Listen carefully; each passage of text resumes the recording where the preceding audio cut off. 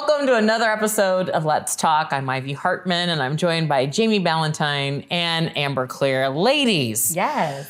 We're getting into like the end of 2025, right? Coming up on it. That was quick. Right? That was quick. It wasn't quite the dumpster fire that we've had in the years past. It's been a good year to me. Yeah, I would think so too. And actually, what's interesting is in 2026, I have a big birthday. So I actually got to go see the Northern Lights up in Alaska. So that was kind of I didn't know it was a bucket list thing, but I've got this friend who makes up things we should go do. And they're like, that's a bucket list for me. Kodiak Island and the Northern Lights, those are bucket lists for me. Yeah.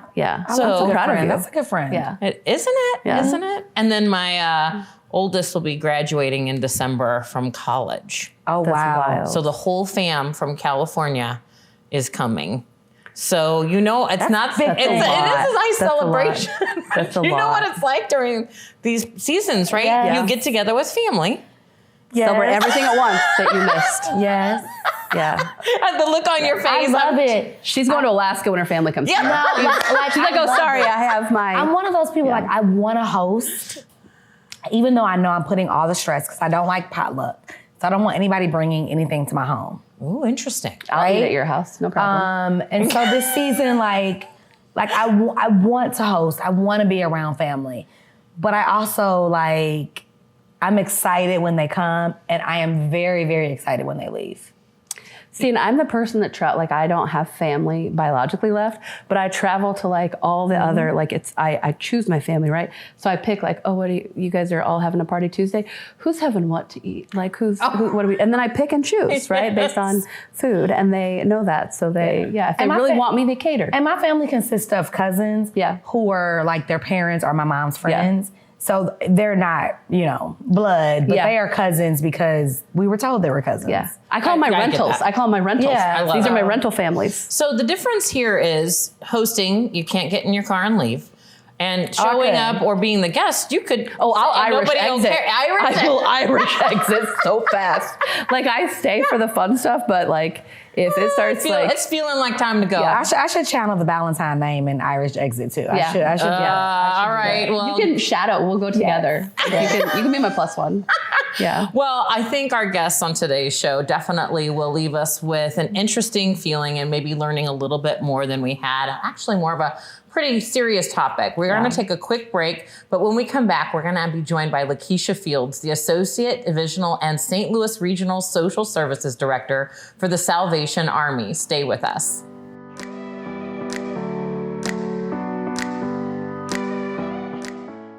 When I was in foster care, I never knew when I would have to move, so I always had my suitcase ready to go. Then one day, I was adopted. My new parents opened their hearts and home to me. My parents cook my favorite breakfast for me every morning. My parents take me on trips I never thought I would go on. They gave me a home and an even better reason to use that suitcase.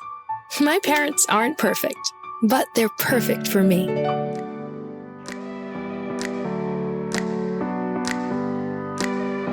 Oh, welcome back to Let's Talk. When you think of the Salvation Army, their iconic red kettles are probably one of the first things to come to mind.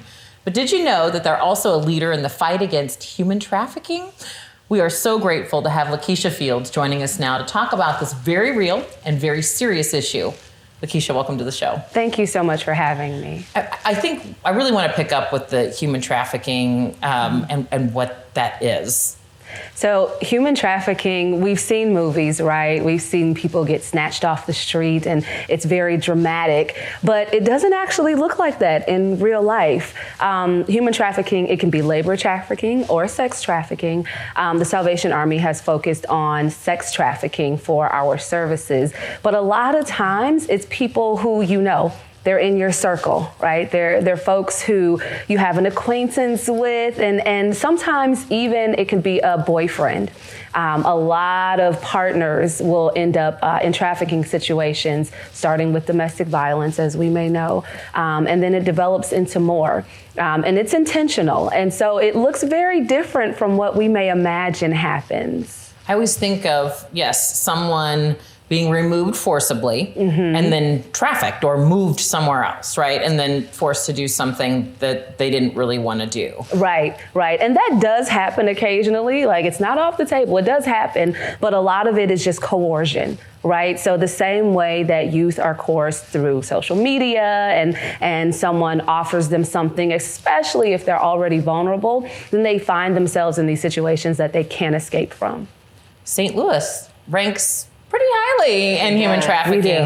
We do. Top 20 state? Top 20, St. Louis is top 20 in the country, and Missouri is usually around number 4 in the nation for states. Yes. Is that because of the highway? Exactly. I've seen it. I'm a huge crime podcaster, and I've read that it's because of the highways and they're able to get away so quickly. So is this a plot where they find their victims, or is this a place where they bring their victims when they say Missouri is the top place? So it's all of the above, actually. So exactly that we have so many highways, intersecting highways and roadways, which is good for us as a city, but not good when they're used for nefarious reasons, and they are. And so all of the traffic stops and the areas that are secluded and people who are especially vulnerable looking for help and are often sucked into those situations. And of course, traffickers can quickly get away and mobilize and move what they're doing and who they've captured and who they have just bound in that situation because of our highway system. When I travel, this is a layperson, right? I have no direct experience with human trafficking, or that I know of, right? Or sex trafficking. And so when I travel, I see it on bathroom door stalls and things like that. If you're in trouble, call or text and things like that. So I'm wondering, let's jump into a little bit of phase 1 for you all in terms of what's the Salvation Army doing? So the Salvation Army actually has a rich history in addressing human trafficking well before it was a buzzword. So our founder, William Booth, back in the 1800s, he was doing anti-human trafficking work way back then. As a matter of fact, some of the laws in England in 1885, they were able to get those passed that raised the age of consent from 13 to 16. They did an investigation and an expose that exposed trafficking rings where folks were buying and selling children. And then they created over 100 restoration houses across England where people who were escaping trafficking and prostitution could come. So way back in the 1800s, this was happening. And so we've been able to carry on that legacy even now, making sure that for us, the first stage is awareness. Like you mentioned, people need to know trafficking is happening all around you. And you see those signs in bathroom stalls because those are some of the only places where traffickers will let their victims go on their own. So we want to make sure they are able to see that there is help. And a lot of times they don't even recognize that they're in a trafficking situation. I wondered about that. Yep. So some of those signs will say things like, is someone withholding your resources, your ID, your birth certificate? They take your money and they control your situation. You can't escape. Because a lot of folks don't see themselves as a trafficking victim because they weren't picked up off the street, right? I know this person, but I'm in a situation that I cannot escape.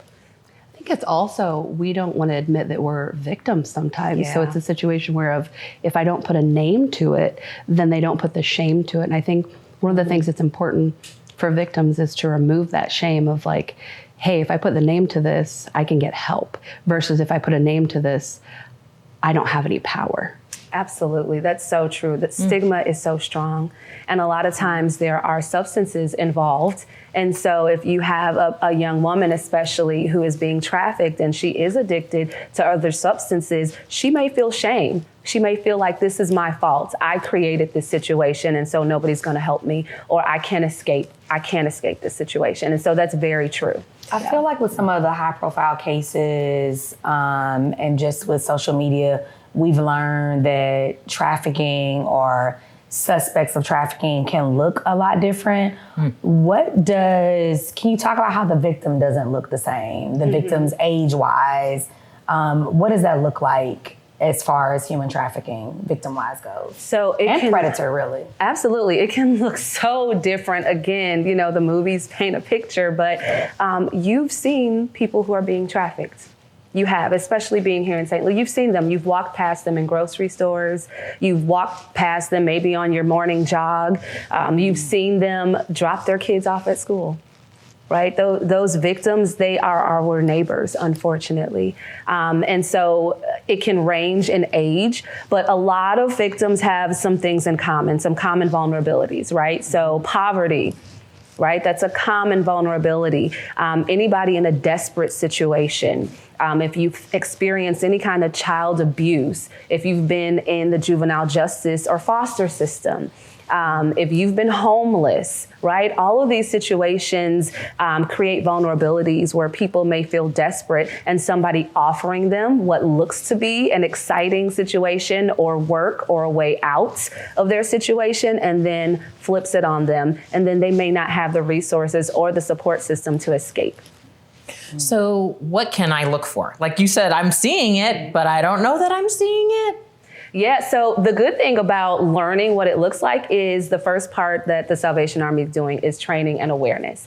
So we have intense all-day trainings that we are giving first to our own locations so that they're able to identify the vulnerabilities and the situations, sometimes even the tattoos, right? Mm-hmm. There are certain tattoos that will indicate things. And so with that training and awareness that we've done all across the state of Missouri and Southern Illinois for our division, we've had so many staff now contact our project manager who oversees this and say, I think I have a trafficking victim here, where they didn't know before.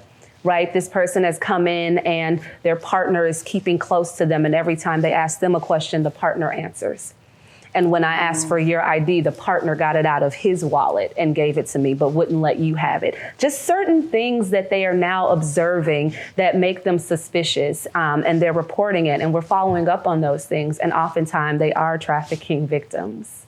Okay, so we're looking for it. Yeah. What do I do if I think I see it? If you think you see it, so don't approach the person, right? And let me say, there is an intense training I think around she's saying that to you, Amber. Don't go run and rescue them, even though you might, unless I don't want to somebody get the is person in more asking trouble. for Like help. that can like have a, Yes. like, how do I say, hey, like I'm a safe space, like let me help you. Because you can't like, I can't just go up to a person and say, hey, like, because the other person sees that, right? And then they're going to punish the victim more. And so how do you... Exactly. And that victim may deny that anything is happening, right? We talk about shame and stigma and that they may not consider them a trafficked person. They may not consider themselves that. So unless someone is asking for help, don't give it. But I think people knowing that you are a safe space. A smile and a conversation makes connections, right? And so people don't feel as alone. If you're in an area of service in your employment, we have trainings that we can offer for your staff to know, okay, what is our response going to be as a group, right? Because we want to be able to identify, but not necessarily interrupt the situation ourselves if that can cause danger. We want to do that in a smart way. But there's also a hotline, right? There's a national hotline. So if you see something suspicious, there is a number you can call. The county police have a hotline that you can call, and there's even an online form that you can fill out to say if you see an incident and it's really suspicious and you want to report that. Okay. That's on. And you all work directly with police and we do. And federal agencies. Absolutely. Okay. We work very closely with, we've worked with the FBI, we've worked with our local police on, and other agencies and hospitals, right? And having people referred to us and then being that support once a trafficking ring is busted, because that does happen. Like we see in the movie, that happens. They're busted and now you have all of these folks who are vulnerable and victims. And what do we do with them? I think that's a great thing to bring up. And in fact, we're going to take a quick break. But I think when we come back, let's find out what the Salvation Army is doing to help victims. And so stick around. We've got much more to talk about here on Let's Talk.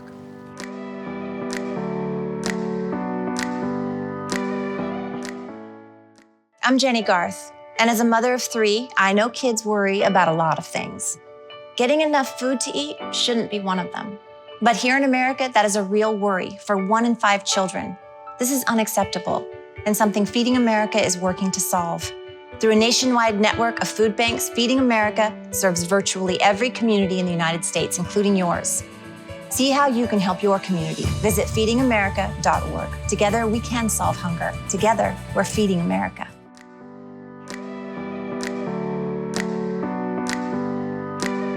Hi there, and welcome back to Let's Talk. We've been talking with LaKeysha Fields with the Salvation Army about human trafficking and some of their 3-phase approach and how we're going to help educate and then help support victims, but then also they have a drop-in center. So let's go ahead and resume where we left off. Amber. Yes. How do you take a victim and turn the victim into a survivor? That's such a good question. And it's so hard for us to call people victims because we are all about bringing hope, but we also have to accurately identify where they are.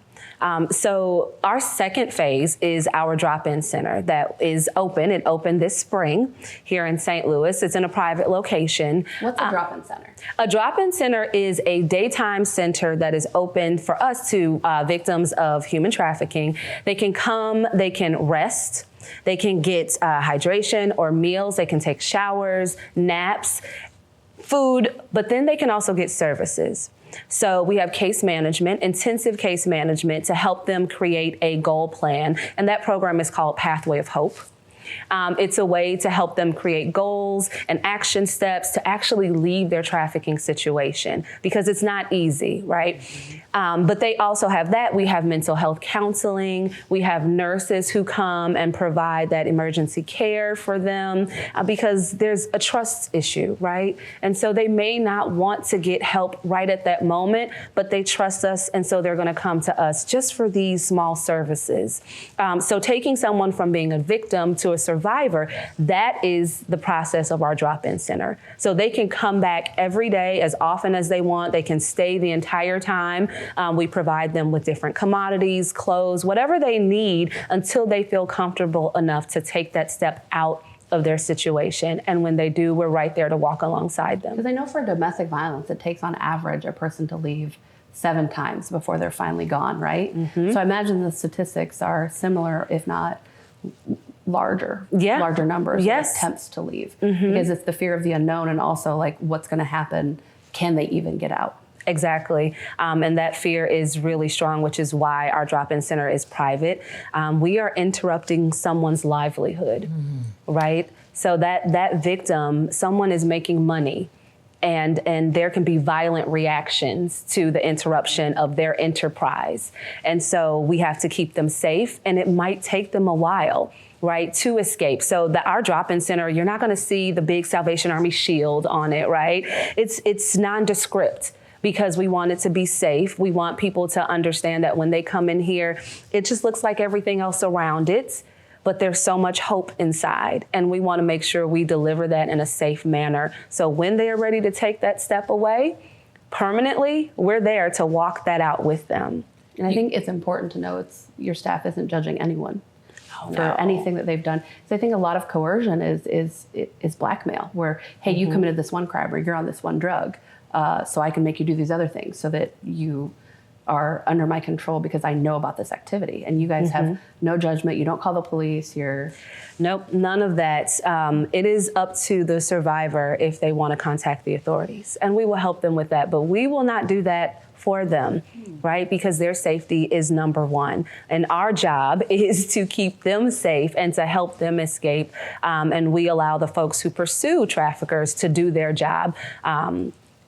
Also, when they come into us, we also have substance use treatments available. Salvation Army has a Midtown Service and Treatment Clinic in St. Louis City, and we have a mobile clinic as well. And so we can bring those services right there to the drop-in center. So there is no judgment, right? We are walking with you. We all have issues. We all have troubles. We all have things we have to get over. We just want to be a helping hand. I feel like our viewers are probably wondering, why is LaKeysha so well versed in this and knows so much? And I want to point out that you're a licensed social worker, right? Absolutely. And so that's how did you get into this?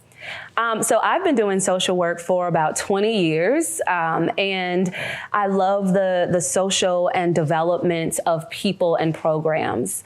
So of course I mentioned the history of the Salvation Army and human trafficking, but in our location, even though we cover Missouri and St. Louis, we did not have any trafficking initiatives that we were doing in particular. And so we knew that there was a gap, that there was a need, but we don't like to just step out when we don't have the resources in place. So we actually were able to gain somebody, our project manager, who had high expertise and experience in anti-human trafficking, who actually does that on her own outside of the job. So she brought that expertise to us a few years ago. And I said, well, now we're ready to launch something because we have all the pieces in place. And so we brainstormed how we could do that with the resources, with the assets that we have, and knowing the statistics that surround us. And that's how we came up with this three-phased approach that we're doing. So I've wanted to do it as a social worker, right? It's so needed, but we don't want to jump before we're ready. And so now we're ready. It's an intimidating process because one, you're taking on this whole other segment of survivors and people that you can service, but also you're not just taking on homelessness. You're not just taking on a victimless crime. You're taking on these people that will fight you for their property. Yes. And so that's a whole safety issue for your staff as well. Exactly. And I think people forget that you're also endangering yourself and your staff, and you guys have to protect yourselves too. We definitely do. We have to have the capacity to do that, and now we're ready. Why in the most recent years, I know that Salvation Army has been committed to human trafficking and the safetiness of it before it even became, probably had the words for it, right? Why the rise? Is it the rise in victims that is making it more popular, or awareness? And then are those victims becoming younger, or in my eyes, I feel like they're also becoming older? Or I don't know if we're just aware that they're not just children anymore, that someone can be trafficked in their 40s, 30s. What does that look like as far as like range? I don't want to say it's popular, but how is it trending? How is it trending as it's become more, we've become more aware of it? It's completely an awareness issue. Right. So as I mentioned, this was going on back in the 1800s and probably before. So it's there, but it's always under the radar. And a lot of times it looks different stigma. So a lot of the individuals you see who may be prostitutes, right? That's what we hear, that's what we see, and we think, oh, they just want to do this. A lot of times they're being trafficked. They're unwilling prostitutes. Right, right. That's not something that they want to do. It's something they're trapped in. And then again, people don't identify themselves always as being trafficked. But now, because we're bringing this awareness to the top, there's more advocacy. There's more people willing to come forward because this really is a silent crime. The reporting is so vastly just not there. It's so underreported. We don't even have the type of statistics we need because people are afraid to come forward. If we can imagine it, it's probably happening. Oh, it's huge. 40 million people worldwide are being trafficked right now, over 1 million in the United States. And those are just the stats that we know. Yeah. I've been to Morocco, and in Morocco, they are, I don't want to say they're open with it, but it's like I, as a blonde-haired, blue-eyed person, was seeing people in cages. And that was shocking to me. But then here, it's different. It's not as out in the open, but it's still happening. And so that's what's mind-blowing is that this is like a real thing. Absolutely, it is. And also with media, social media and the internet, right, the rise of that's a whole nother vulnerability, right? So the traffickers are reaching out through those chat rooms where that didn't exist before. So children especially are vulnerable. They're luring people in that right? way. They are luring folks. But I do want to say that the chains in the basement still happen. The stories that we hear of someone literally being locked up in a basement, that is still very much happening. We had a young lady who came to one of our other sites, not even our drop-in center, but just showed up with no shoes and just the clothes on her back and her small child escaping her trafficker. We've had someone who was chained up in a basement, and one of our staff, as they came for a different service, says, I think they were being trafficked. And so now we can actually address that, not just what they presented with at our other site, but address that underlying issue of you've just escaped the situation and it was more than just you needing food. You were actually being held against your will. I think you've made this very impactful for all of us. So as we wrap up with our viewers, remind us, what can viewers do to help? Viewers can absolutely educate yourself, right? So learn a little bit more as you can. And the Salvation Army does provide training. So if you have a group who wants to be trained, just contact us. But also support those who are advocating for the vulnerable in any way you can. Financial is always needed because we can't run a drop-in center. We can't provide housing, right, without the finances to do that. So that's always important. But making sure that as you're thinking about how you live your life, remembering those who don't have those same resources and opportunities, and even offering your skills and volunteering with organizations like ours, where we might not be able to put you right in our drop-in center to volunteer, but we can help. You can help with the hotline, or you can help with some of the training that happens around our division, or even helping to identify as folks come in for our food pantry where you might be volunteering that, hey, something I learned is triggering here, and let me be able to report this. LaKeysha, thank you so much for spending the time with us. My pleasure. I think we all walking away, eyes a little bit wider open. Thanks again. And to learn more about the Salvation Army, you can visit stlsalvationarmy.org and learn more about their anti-human trafficking initiative. Be sure to visit salarmy.us/AHTI. Stay with us. We'll have a little bit more to wrap up with Let's Talk when we come back.